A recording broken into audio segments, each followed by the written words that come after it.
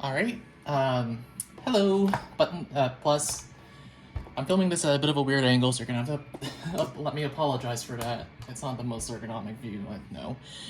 But I just wanted to show you real quick just a little showcase of the Olivetti Lettera 22. Well, this is mine at least.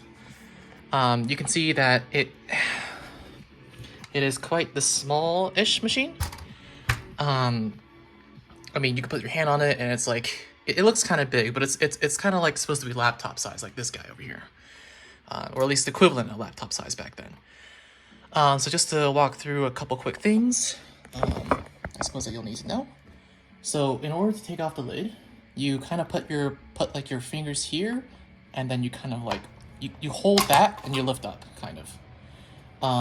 It's supposed to sort of like hinge up a little bit, so they go into the gaps here, and then it sort of comes down and it's like that. So you can kind of like, maybe you could try pulling it up like from here, but I always like to pull it up from like the sides. You see that my typewriter has the spools. So these are the spools, which when you type, will turn. And then these are the nuts to hold them down. So you need to have the nuts that tighten them down so that they'll hold the spools properly. And you also have the spools themselves, which are the thing that actually has the ink on it. Generally, this will rotate in one direction or the other until it reaches the end of the line, and then it'll turn the other way. Your keyboard is going to be your standard QWERTY keyboard with your numbers. You'll notice that you don't have the number 1 key, and you might also be missing a couple. There's no 1X in the exclamation mark because they did that to help save space because they're designing such a small typewriter. It was also just a cost thing as well, because everything had to be modeled like literally inside the machine. So there's some alternatives for that, but it's just standard QWERTY numbers, symbols. This is your shift key. These guys are your shifts, and that is your shift lock or caps lock basically. To get out of that, you just press shift again on either side, and you see that the basket is moving up and down. That basically just shows you how that moves, basically. Because the slugs out here are lowercase and also capital. You can take a closer look at it on yours. In order to get it out of carriage lock mode, so right now I can't move this, so it's like I can't type. You have this little lever on this left side here. You just lift that up. You can see that's actually connected to a spring down there, and now I can move it. With typewriters, you can always move your carriage to the right, but you can't move it to the left. If you want to move it to the left, you have these carriage release levers. These guys up here. These little doodads up here. There's one on this side, and there's another one on this side. Now, when you're doing this, put a finger to here or like somewhere, because the moment you press this down, it's going to want to fly back. It's also why like this one has a little groove, because you can actually kind of hold it a little bit better. So ideally, you would sort of like put a finger here, hold that, and then now you can slide the carriage back and forth. The nice thing about the Olivettis too, because they were so compact, they also had a little return lever, so that guy just folds out like that. So it just kind of folds it. Press it in a little bit, flips over, flips out. You also have your paper rest, which actually holds your paper. So these guys come up like so. These little buttons in the back here are your margins. So to change them, you simply push down and then move it around. The margins delineate where the center cursor can go. So right now I have it set to like about here-ish and here. It roughly delineates. It's a little tricky sometimes. There we go. I guess I'll feed some paper in and just show you how it works real quick. So obviously step 1 for you is going to be figuring out the spools issue. But once you get that done, we can definitely talk more. I just want to get this video out so you can have a bit more information and just see how it works, because these really are some of my favorite little typewriters.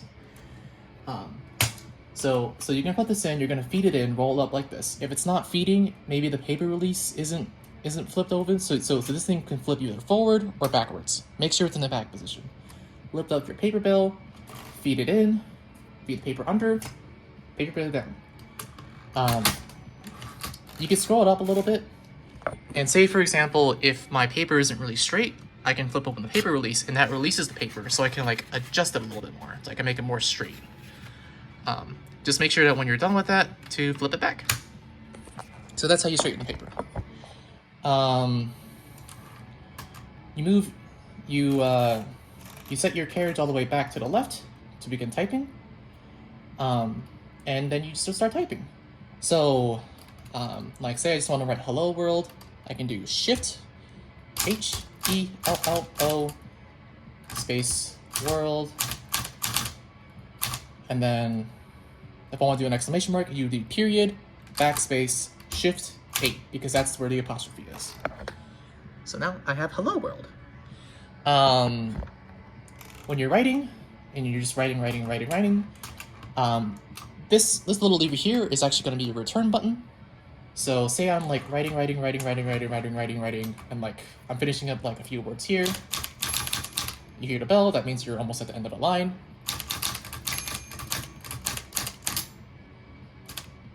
And then you can't type anymore. So at that point, you would actually sort of take your hand, hit this return lever, and slide it all the way across. And that actually both slides the paper back to the start and also goes down the line for you. You'll see settings for 1, 2, and 3 on the lever here, and 0. Make sure it's set to like 1, 2, or 3, or one of the numbers. 0 is free set, so it just spins however many, and then 1, 2, 3 sort of shows you how many lines or spacing it does. I think with this one, it's every half line is counted, so just set it at 1, you'll probably be fine for the most part.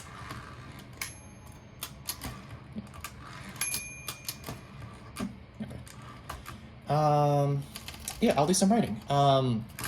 If you're sort of at the end of the line and you want to finish up a letter, like say you have a word that just ends in like ed or like a little suffix or something, you can just tap this button up here. It's right next to the 2. Tap that, and that allows you to finish the letter. So it allows you to go past the end of the margin and finish up whatever characters you need. But the margins are really there just to help you keep the text kind of organized. So I guess I'll do a little bit of typing just to show you how it works. You can look at the spools and see that they rotate. And yeah, I guess I'll just give you a little showcase of this little machine. Keep in mind you will have to hit a little hard, just because this is all purely mechanical. Everything that happens in here is based on touch. So like your touch is not only bringing the type slug up, hitting the ribbon, it's also rotating the ribbon, it's advancing the carriage, it's doing everything. So just keep that in mind.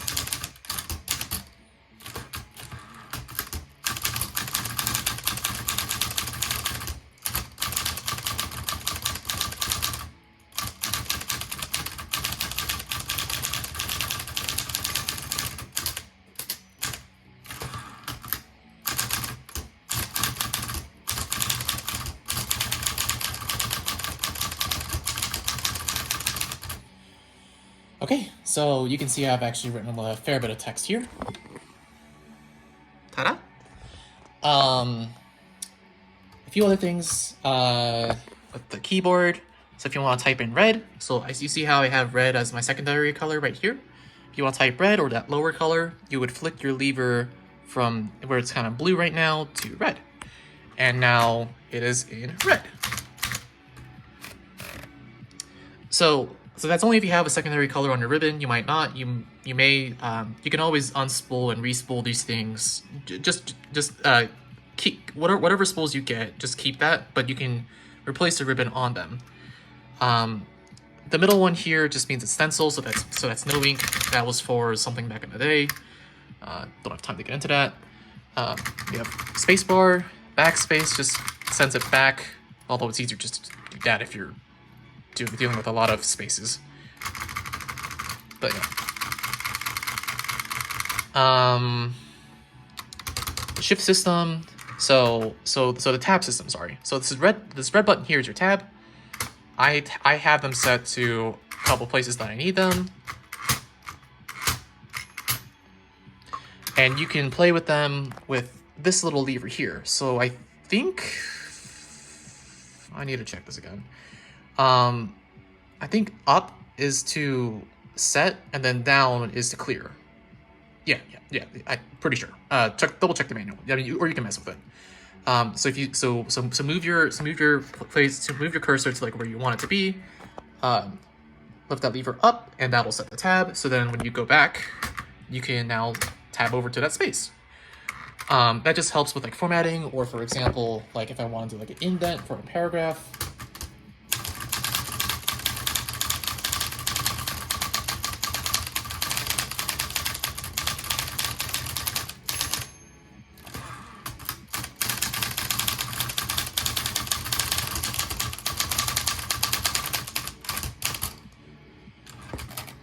Now have indents.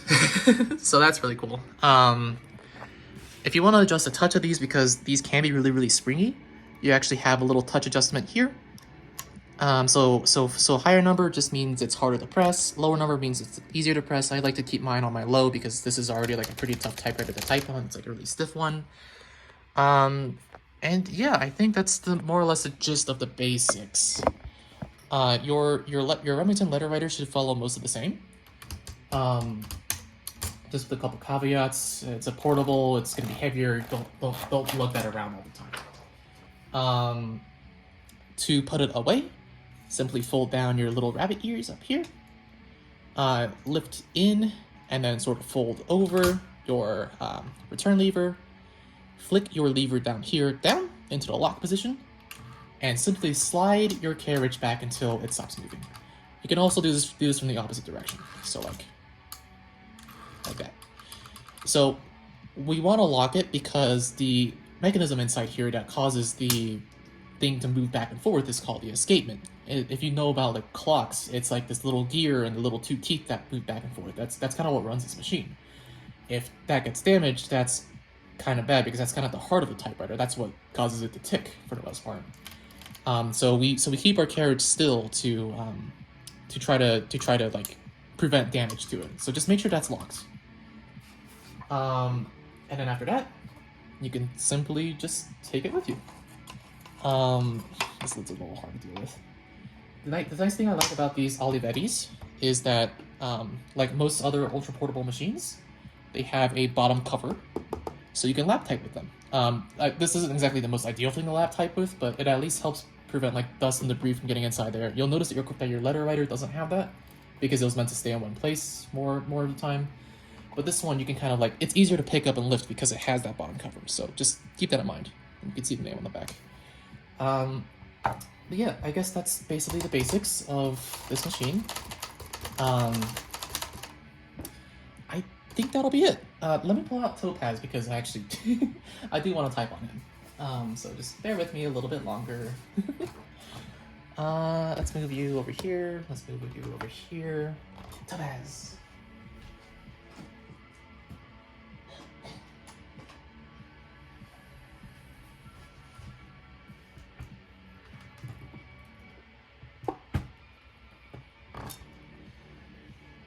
So you'll see that both of them are actually quite similar in size and dimensions and shape and everything. I mean, they're internally they're quite different. Like this one feels a lot springier than this one. Like this one feels a little bit more solid. This one's a bit more springiness. The slightly different little ears, but for the most part, they work about the same. But yeah, I just wanted to show you Topaz. They're both about the same size. Everyone debates about whether or not the 32 to 22 is better. I just wanted to show it off to you though. Take Genevieve, put her down. Take Topaz.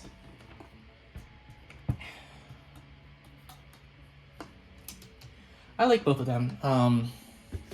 I can't really say which one's better. I think this one I prefer typing on a little bit better, but I can't really tell.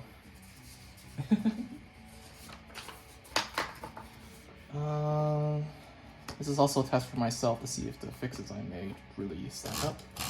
This Topaz took a lot of damage, so a lot of the things that he has, like this paper bale doesn't really go up straight necessarily. You can see it wobbles a little bit.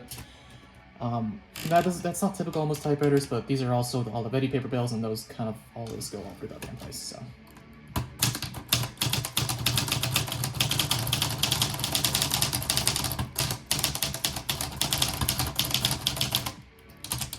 If you mess up something, you usually backspace and then cross it out because you don't have an actual, eraser.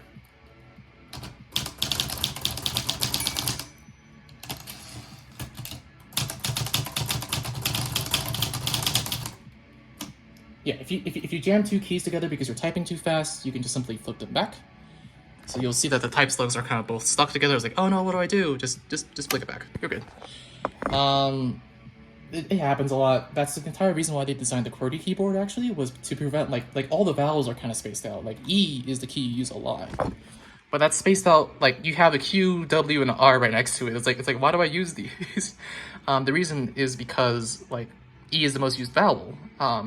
And you actually want to give the type bars enough time to come back down before they come back up again, or else they jam. So like if I put like E and A right next to each other, and I'm going between like E, they can like jam. But if I put them further apart, it takes time for my hand to move over and press that key. So that's the entire reason why the QWERTY keyboard system was designed for, was to slow you down.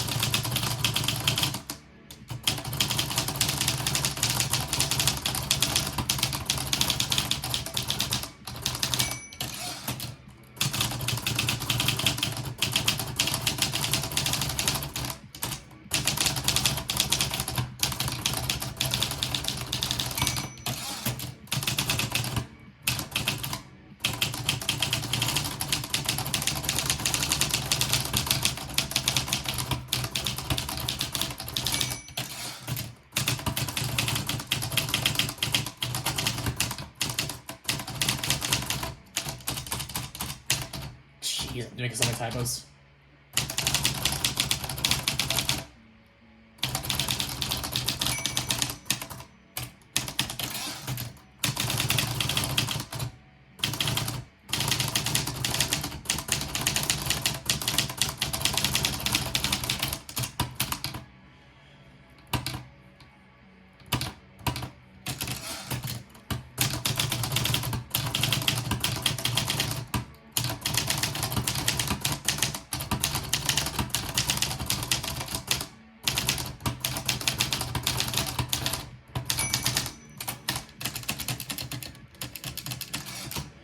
There you go.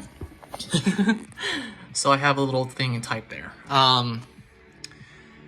Basically, most for purposes of you, this isn't really going to be relevant. But I just wanted to show you, like it's pretty much the same, similar design. Like you can see a couple of things are a little bit out of place, but like it follows the basic principles as the Olivetti. Like the locking thing is on them right now. Don't worry about that. you won't need that. But I just wanted to show Topaz off a little bit as well. Here. I'll leave a final note for you.